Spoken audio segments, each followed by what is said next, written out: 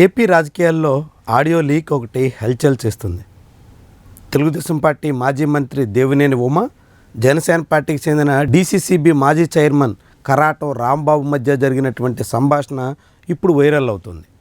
వాళ్ళు కొంత పోలవరం ఎమ్మెల్యేకి సంబంధించినటువంటి అంశాల మీద చర్చించారు. ఆ తర్వాత జనసేన పార్టీ సహా అన్ని పార్టీల ఎమ్మెల్యేల తీరు కూడా అదే రీతిలో ఉందంటూ వ్యాఖ్యానించారు. వీటన్నింటికి తోడుగా దేవినేని ఉమ నేరుగా సానా సతీష్, సీఎం రమేష్ పేర్లను ప్రస్తావించారు. సానా సతీష్ ఇప్పుడు లోకేష్ శిబిరంలో చక్రం తిప్పుతున్నారన్నట్టుగా, సీఎం రమేష్ ఏకంగా అమిత్ షాతో సన్నిహితంగా మెలుగుతూ కథ నడిపేస్తున్నారన్నట్టుగా వ్యాఖ్యానించారు. దాంతో ఈ వ్యవహారం ఇప్పుడు చాలా పెద్ద హాట్ టాపిక్ కాబోతోంది. వాస్తవానికి ఇప్పటికే దేవినేని ఉమాకి తెలుగుదేశం పార్టీలో ప్రాధాన్యత కనిపించట్లేదు. ఆయన 2024లో ఎమ్మెల్యే టికెట్ ఆశిస్తే పక్కన పెట్టేశారు. ఎమ్మెల్యే టికెట్ ఇవ్వకపోయినా కనీసం ఎమ్మెల్సీగానా గుర్తింపు దక్కుతుందని అనుకుంటే తొలి విడత ఎమ్మెల్సీ జాబితాలో ఉమాకి ఛాన్స్ రాలేదు. కనీసం తదుపరి లిస్టులోనైనా ఉమాకి అవకాశం వస్తుంది అని ఆయన అనుచరులు, అభిమానులు ఆశిస్తున్నారు. కానీ ఇలాంటి ఆడియో లీక్స్ అన్నీ ఇప్పుడు దేవినేని ఉమా మెడకు చుట్టుకునేలా కనిపిస్తున్నాయి. ఏకంగా నారా లోకేష్ శిబిరంలో సానా సతీష్ లాంటి వాళ్ళు కథ నడిపేస్తున్నారు అనే చందాన్ చేసినటువంటి కామెంట్ చిన్నబాబుకి ఆగ్రహం కలిగించే అవకాశం ఉంటుంది అని చాలామంది అంచనా వేస్తున్నారు. ఒకనాడు చంద్రబాబుతో అత్యంత సన్నిహితంగా మెలిగిన దేవినేని ఉమ తెలుగుదేశం పార్టీలో లోకేష్ జమానా స్టార్ట్ అయిన తర్వాత రాను రాను తన ప్రభావాన్ని కోల్పోతూ వస్తున్నారు.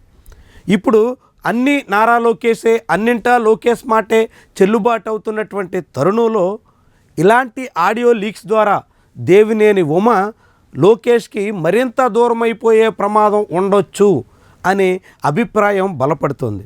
లోకేష్కి ఉమాకి మధ్య కొంత గ్యాప్స్ కూడా ఉన్నాయి. అయినప్పటికీ ఎమ్మెల్యే టికెట్ త్యాగం చేసిన నాయకుడిగా ఉమాకి ఏదో రీతిలో అకామిడేట్ చేస్తారు అని చాలామంది భావిస్తున్నారు.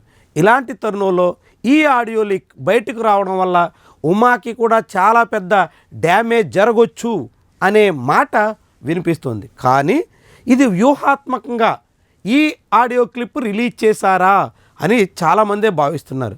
జనసేన పార్టీకి చెందినటువంటి ఎమ్మెల్యే పరువు తీయడం ద్వారా పవన్ కళ్యాణ్కి తెలిసిన దీన్ని పట్టించుకోవడం లేదు అనే మాటలు వినిపించడం ద్వారా జనసేనకు సంబంధించినటువంటి గౌరవాన్ని తుడిచేయాలనేటువంటి లక్ష్యంతో ఈ ఆడియో క్లిప్ రిలీజ్ చేసినట్టుగా చాలామందే లెక్కలేస్తున్నారు. అయితే ఇది జనసేనని బదనాం చేసే ఉద్దేశంతో మాత్రమే తెలుగుదేశం పార్టీ నాయకత్వం వ్యూహాత్మకంగా విడుదల చేయించిందా, లేకుంటే అన్యోపదేశంగా ఈ ఆడియో లీక్ అయితే అందులో ఇప్పుడు ఉమా ఇరుక్కుంటారా అనే అనుమానమే చాలామందిలో ఉంది.